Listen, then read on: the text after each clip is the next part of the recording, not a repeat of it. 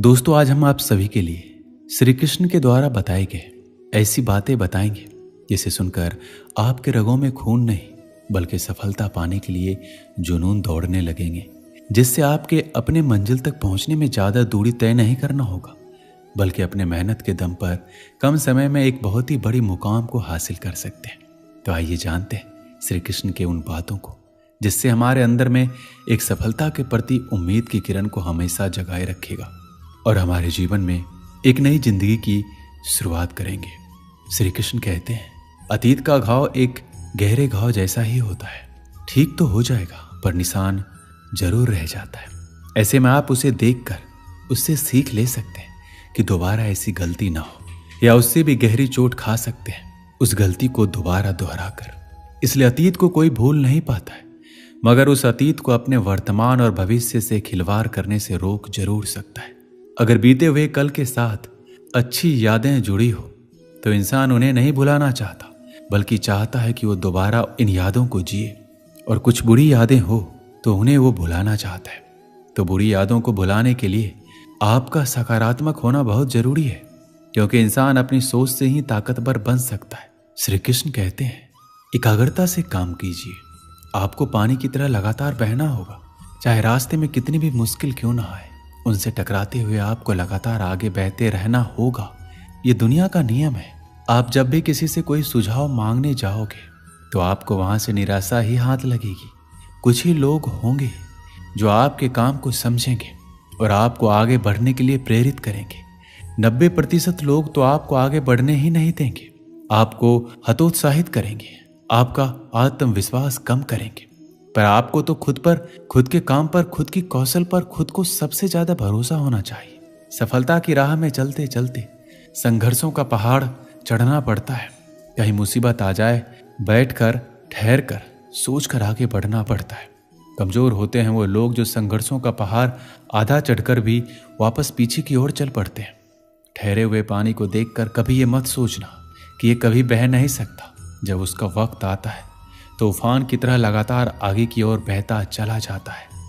ठीक उसी प्रकार जब कभी हिम्मत टूटने लगे तो थोड़ा ठहर जाना, थोड़ा सा सोचना, फिर अपने दिमाग का इस्तेमाल करके आगे बढ़ना। यहाँ आपकी संकल्प शक्ति आपके काम आएगी। सफलता आपके कदमों में होगी, भले ही देर से मिलेगी पर मिलेगी जरूर। बस खुद पर यकीन रखना। श्री कृष्ण कहते हैं, जब भी आप कुछ अच्छा और नया करने की सोचोगे तो आपके रास्ते में कई सारे मुसीबतें आएंगी। खराब से खराब परिस्थिति आपके सामने आती जाएगी जो आपके आत्मविश्वास के स्तर को गिराएगी। इस परिस्थिति में आपके क्यों और कैसे, ये दो शब्द आपको ताकत देंगे, आपका शक्ति बढ़ाएगा, आपको मानसिक रूप से ताकतवर बनाएगा, हर परिस्थिति से लड़ने और करने की ताकत देगा। और यही सही समय होता है खुद को जानने का, खुद के आत्मविश्वास के स्तर को जानने का। इस विकट परिस्थिति में या तो इंसान पूरी तरह से टूट जाता है, या अपना मार्ग बदल लेता है, या फिर अपनी सफलता का ख्वाब अधूरा छोड़ देता है। और दूसरी ओर जो इंसान डटकर हर परिस्थिति से लड़कर सहकर अपना पूरा काम पूरी ईमानदारी से करता है, वो निखर जाता है और सफलता को पाता है। जब हम नए काम करते हैं तो हमसे छोटी गलतियां होती है, लेकिन कई बार ऐसा भी होता है कि सब कुछ सही होने के बावजूद भी कुछ लोग ऐसे भी होते हैं जो बार बार होने वाली गलतियों की वजह से हार मान लेते हैं। उन्हें यह डर रहता है कि जिस काम में वो बार बार असफल हो रहे हैं वो काम करना उनके बस से बाहर है। लेकिन जो लोग अपनी गलतियों से सीखना जानते हैं वो कभी हार नहीं मानते हैं। अगर हम कुछ नया सोच सकते हैं तो हम उसे कर भी सकते हैं, लेकिन उसके लिए हमें अपने आप पर पूरा भरोसा होना चाहिए। हम अक्सर अपनी नाकामयाबी का मुख्य कारण दूसरों को मानते हैं। अपने जीवन में पीछे मुड़कर देखिए, आपको क्या क्या नहीं मिला, उनके कारणों को जानिए।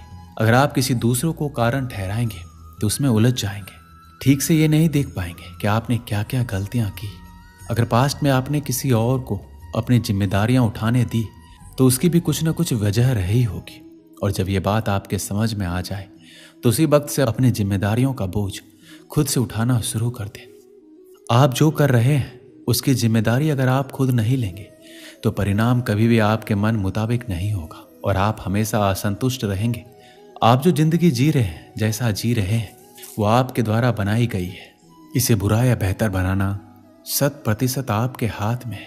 यदि आपको दूसरों की अपेक्षा देर से सफलता मिलती है तो उदास मत होना, मेहनत जारी रखना। जिस दिन आपको सफलता मिलेगी उस दिन इतना ज़्यादा और इतने लंबे समय के लिए मिलेगी कि आपकी आगे आने वाली पीढ़ी के लिए भी कम नहीं पड़ेगा और दुनिया आपकी मेहनत को याद रखेगी।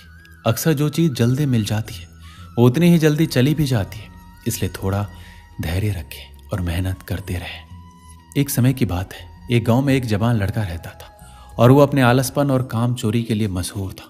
सभी गांववासी उसे आलसी कहकर पुकारते थे क्योंकि वो पूरे दिन एक पेड़ के नीचे पड़ा रहता और लेटते लेटते वो अपने फ्यूचर के बारे में सोचता और अच्छे अच्छे सपने देखता। उसके दिन ऐसे ही आलस में गुजर रहे थे। लेकिन एक दिन उस गांव में एक साधु आए जो कि अगले 3 दिनों तक उसी गांव में ठहरने वाले थे।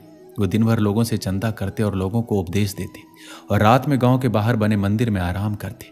वो साधु जब भी दान लाने जाते और रात को वापस आते तो वो साधु हर बार उस जवान लड़के को उसी पेड़ के नीचे लेटा हुआ पाते। साधु 2 दिनों तक ये सब देखते रहे। वो साधु समझ गए कि ये लड़का मानसिक आलस का गुलाम है। तीसरे दिन जब वो वापस लौट रहे थे तो उस लड़के के पास गए जो अभी भी उस पेड़ के नीचे लेटा हुआ था। साधु ने लड़के से कहा, बेटे मेरे पास तुम्हारे लिए एक काम है। मैं चाहता हूं कि तुम उस पहाड़ी की चोटी तक जाओ और वहां से मेरे लिए एक पंख लेकर आओ।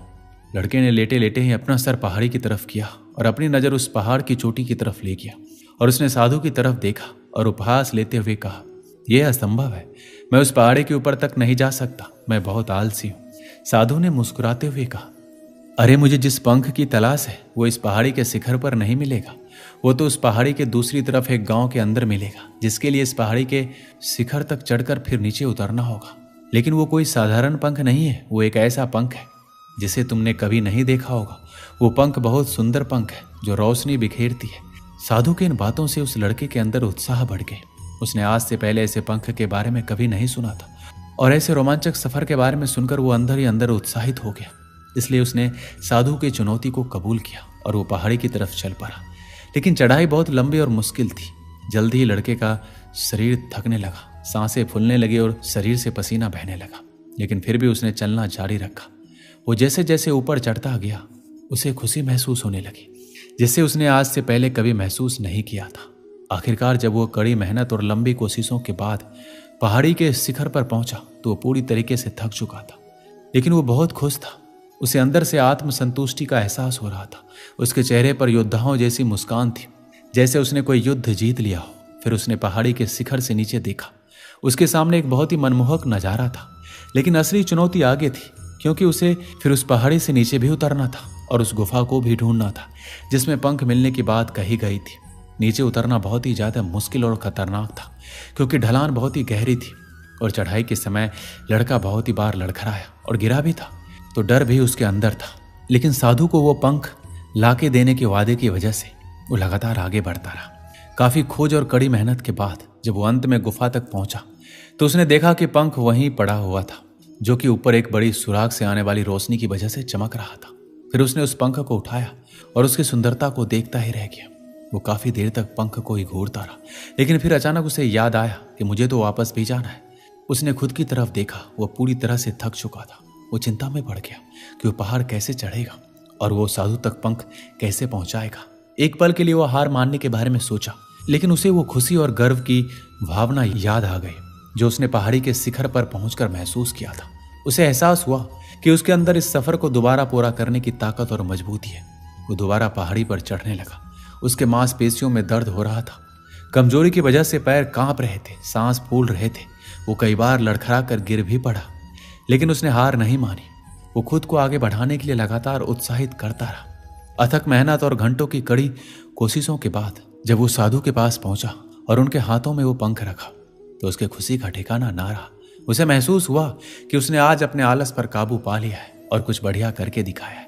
उसके चेहरे पर इतनी खुशी और संतुष्टि का भाव देखकर साधु मुस्कुराए और बोले, बहुत बढ़िया मेरे बच्चे, आज तुमने जीवन का बहुत ही महत्वपूर्ण सबक सीखा है कि आलस जैसी कोई चीज नहीं है, बल्कि आलस एक चुनौती है जिसे दूर करना होगा। ये एक बाधा है जिसे पार करना होगा और आलस को खत्म करने के लिए तुम्हें अपना पहला कदम उठाना ही होगा, अपने मकसद की तरफ चलना ही होगा और तब तक चलते रहना पड़ेगा जब तक कि आप अपने लक्ष्य को हासिल नहीं कर लेते।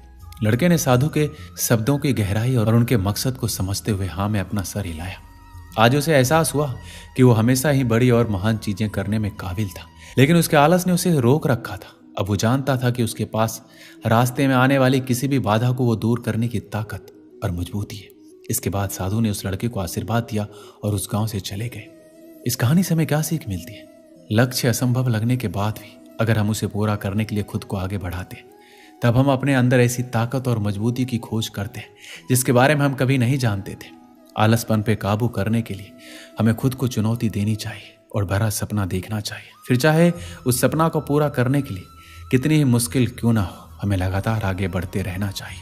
बाधाओं और असफलता के बावजूद मजबूत रहना चाहिए। हमें अपने लिए एक नियम बनाकर उस पर टिके रहकर अपनी मंजिल को पाने से पीछे नहीं हटना चाहिए। आपको सफलता अवश्य मिलेगी। दोस्तों, इस वीडियो में बस इतना ही। मिलते हैं अगले वीडियो में। अपना ख्याल रखिएगा। जय श्री कृष्ण।